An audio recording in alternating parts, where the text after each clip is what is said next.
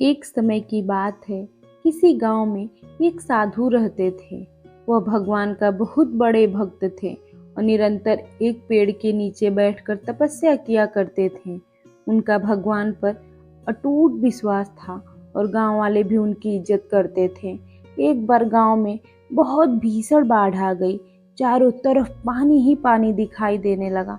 सभी लोग अपनी जान बचाने के लिए ऊंचे स्थानों की तरफ बढ़ने लगे।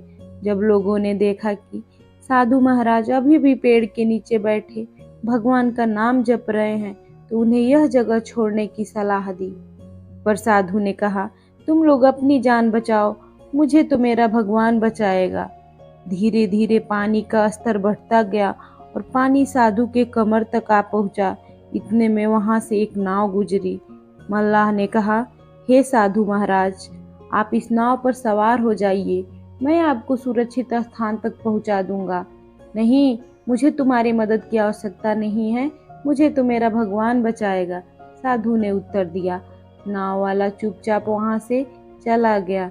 कुछ देर बाद बाढ़ और प्रचंड हो गई। साधु ने पेड़ पर चढ़ना उचित समझा, वहां बैठकर ईश्वर को याद करने लगा। तभी अचानक उन्हें गड़गड़ाहट की आवाज सुनाई दी। एक हेलीकॉप्टर उनकी मदद के लिए आ पहुंचा। बचाव दल ने एक रस्सी लटकाई और साधु को उसे जोर से पकड़ने को आग्रह किया, पर साधु फिर बोले, मैं इसे नहीं पकड़ूंगा, मुझे तो मेरा भगवान बचाएगा। उनकी हट के आगे बचाव दल भी उन्हें लिए बगैर वहां से चला गया। कुछ ही देर में पेड़ बाढ़ की धारा में बह गया और साधु की मृत्यु हो गई। मरने के बाद साधु महाराज स्वर्ग पहुंचे और भगवान से बोले, हे प्रभु, मैंने तुम्हारी पूरी लगन के साथ आराधना की, तपस्या की, पर जब मैं पानी में डूबकर मर रहा था तब तुम मुझे बचाने नहीं आए, ऐसा क्यों प्रभु? भगवान बोले, हे साधु महात्मा, मैं तुम्हारी रक्षा करने के लिए एक नहीं बल्कि तीन तीन बार आया।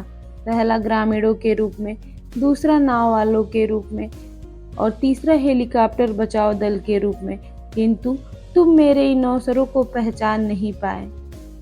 फ्रेंड्स, इस जीवन में ईश्वर हमें कई अवसर देता है। इन अवसरों की प्रकृति कुछ ऐसी होती है कि वे किसी की प्रतीक्षा नहीं करती हैं। वे एक दौड़ते हुए घोड़े के समान होते हैं जो हमारे सामने से तेजी से गुजरते हैं। यदि हम उन्हें पहचान कर उनका लाभ उठा लेते हैं तो वे हमें हमारी मंजिल तक पहुंचा देते हैं, अन्यथा हमें बाद में पछताना ही पड़ता है। तो उम्मीद करती हूँ आज की ये कहानी आप लोगों को ज़रूर अच्छी लगी होगी, और अच्छी लगी होगी तो लाइक, शेयर और कमेंट ज़रूर करिएगा। और हाँ, चैनल पे पहली बार आए हैं तो सब्सक्राइब कर लीजिएगा। और ऐसे ही कहानी सुनने के लिए एक बार बेल आइकन को भी प्रेस कर लीजिएगा ताकि नोटिफिकेशन आप लोग को मिलता रहे। तो कहानी सुनने के लिए आप लोग का बहुत बहुत धन्यवाद।